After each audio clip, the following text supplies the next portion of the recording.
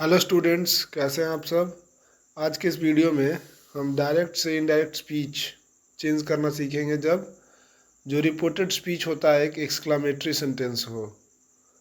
तो exclamatory sentences क्या होते हैं वो समझ लीजिए पहले।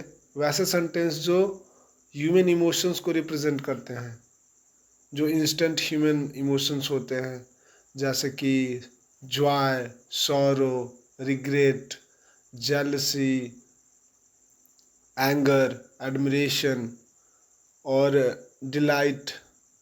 इस तरह के जो इमोशंस होते हैं हमारे, इन सब चीज़ों को अगर हमको रिप्रेजेंट करना है एक सेंटेंस के थ्रू, तो उसके लिए हमको चाहिए एक्सक्लामेटरी सेंटेंस, जिसके लास्ट में हम साइन ऑफ एक्सक्लेमेशन का यूज़ करते हैं। तो जितने भी डायरेक्ट स्पीच के सेंटेंसेस आप देखेंगे, उनके लास्ट में आपको साइन ऑफ एक्सक्लेमेशन ज़रूर दिखेगा। तो हम देखते हैं यहाँ पे पहला question. He said hurray I have got the job. तो यहाँ पे जो वर्ड है हुर्रे, ये रिप्रेजेंट करता है इमोशन जॉय को। तो जब हम सेड को चेंज करेंगे डायरेक्ट में, तो वहाँ पे वर्ड हम यूज़ करेंगे एक्सक्लेम्ड विद जॉय।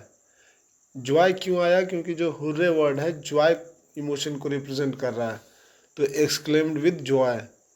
सो इसका इनडायरेक्ट स्पीच जो होगा वो ये होगा कि he exclaimed with Joy, comma inverted comma जो है जो दैट में बदलता है। आई फर्स्ट पर्सन है सब्जेक्ट के अकॉर्डिंग ही, और जो यहाँ पे प्रेजेंट परफेक्ट टेंस है पास्ट परफेक्ट, यानी हैव या हैज जो है हैड में बदल जाएगा। He had got the job. ठीक है, तो पहला क्वेश्चन हम समझ चुके हैं। अब सेकंड क्वेश्चन पे चलते हैं। She said alas my pet is no more. अभी जो वर्ड है अल्लास, अल्लास को हिंदी में हाय। जब हम कोई दुख में होते हैं तब हमारे मन से या हमारे दिल से जो आह उठती है, तो वो जो दर्द होता है हमारा, तो ये सौरो को रिप्रेजेंट करता है, हमारे सौरो इमोशन को। तो सी एक्सक्लेम्ड विद सौरो दैट। अब यहाँ पे जो माई पेट है, माई है फर्स्ट पर्सन, तो फर्स्ट पर्सन बदलेगा सब्जेक्ट के अकॉर्डिंग। तो ये है आपका पोसेसिव एडजेक्टिव। तो सी का पोसेसिव एडजेक्टिव में होता है हर।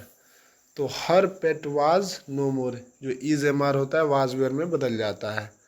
और यहाँ पे जो आप एक चीज़ नोटिस कर रहे होंगे, ये जो भी वर्ड्स हैं, जैसे कि यहाँ पे अल्लास है, यहाँ पे जो हुर्रे है, ये हम जब इनडायरेक्ट में बना रहे हैं तो उस वर्ड को हटा दे रहे हैं। ऐसा इसलिए हो रहा है क्योंकि हम उस वर्ड के बदले यहाँ पे ये लिख दे रहे हैं exclaimed with sorrow, exclaimed with Joy.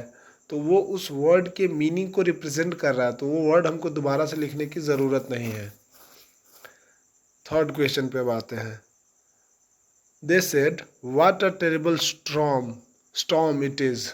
अब यहाँ पे ये जो इम्पोर्टेंट पॉइंट है, जब इस तरह का सेंटेंस आ जाए जिसमें कोई भी इमोशन को रिप्रेजेंट करने वाला शब्द ना हो, तो पूरे सेंटेंस को पढ़ के आपको समझना होगा कि सेंटेंस का सेंस क्या है, क्या इमोशन रिप्रेजेंट कर रहा है वो सेंटेंस।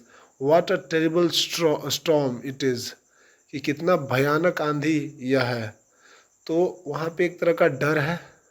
ठीक है, तो इसका जब हम बनाएंगे indirect, they exclaim with horror, या फियर भी बोल सकते हैं।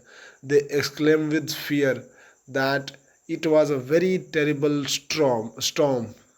ठीक है, तो हम यहाँ पे आसानी से इजीली एक्सक्लेमेटरी सेंटेंसेस वाले डायरेक्ट स्पीच को इनडायरेक्ट स्पीच में बदल सकते हैं, जब हमको उसका सेंस जो है, उसका जो मीनिंग है रिपोर्टेड स्पीच का, वो समझ में आ जाते हैं। तो दे एक्सक्लेम विद हॉरर या फियर भी आप यूज़ कर सकते हैं, that it was a very terrible storm. और यहाँ पे बहुत ही इंपॉर्टेंट फैक्टर ये है कि यहाँ वाला जो सेंटेंस दिया हुआ है, ये सेंटेंस है एक्सक्लामेटरी सेंटेंस, ये जो what a terrible storm it is. अब हमको इसको बदलना है एक असर्टिव सेंटेंस में। तो इट इज़, इट इज़, और जो व्हाट लगा था वेरी टेरिबल स्टॉर्म, जिस भी चीज़ को ये रिप्रेजेंट कर रहा है, व्हाट जिसके पहले आया है, उसमें वेरी लगा करके हम उसके इंटेंसिटी को इंक्रीज़ कर देते हैं कि यहाँ पे बहुत ही भयानक आंधी थी। तो इट के साथ इज लगना था, लेकिन बाहर पास्ट टेंस है सेड, तो इसीलिए वॉज लगा। चलिए अब आगे देखते हैं। Fourth question, he said wow this car is amazing.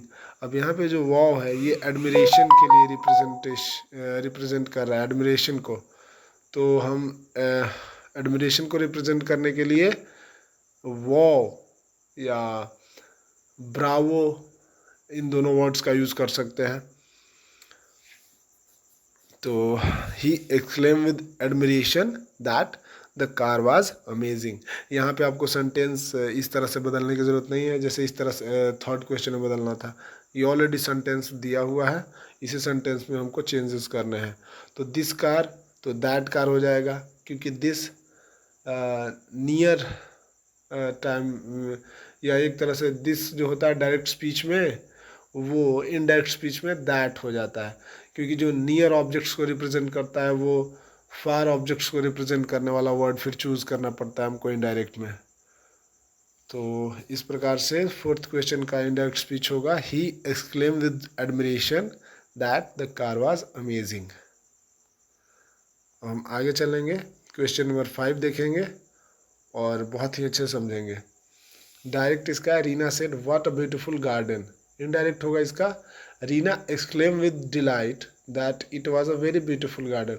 What a beautiful garden में इमोशन ढूंढने का प्रयास कीजिए, कितना सुंदर बगीचा है। तो इसमें एक तरह की खुशी है, जॉय है। तो रीना एक्सक्लेम विद डिलाइट या जॉय भी लिख सकते हैं आप। Reena exclaim with Joy that it was a very beautiful garden. अब इट कहाँ से आया? इट जो है इसको हम असर्टिव सेंटेंस का रूप देने के लिए what a beautiful garden it is, वो जो इट इज़ है वो हिडन है, अंडरस्टूड है। तो गार्डन एक तरह से हम गार्डन को रिप्रेजेंट करने के लिए इट इज़ का यूज़ करेंगे सेंटेंस लिखने के लिए, it is a very beautiful garden. तो इज़ है वाज में बदल जाएगा क्योंकि पास्ट टेंस है, बाहर जो वर्ब ऑफ रिपोर्टिंग स्पीच है।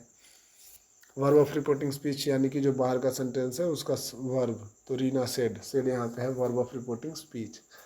तो रीना एक्सक्लेम विद जॉय या डिलाइट दैट इट वाज, यहाँ पे हम जॉय भी लिख सकते हैं, डिलाइट भी ओके है, that it was a very beautiful garden.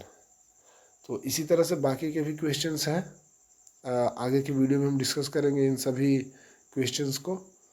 तब तक के लिए इस चैनल से जुड़ जाइए, इस चैनल को सब्सक्राइब कर लीजिए। काफ़ी दिनों के बाद ही वीडियो बनाया मैंने, वीडियो नहीं बना पा रहा था, बट अब मैं लगातार इस चैनल पे ग्रामर से रिलेटेड वीडियोस और क्लास 10th और 12th के लिटरेचर को भी यहाँ एक्सप्लेन करूँगा, पोएम और स्टोरी को। So thank you so much students for watching this video and kindly subscribe this YouTube channel and share this video with your friends and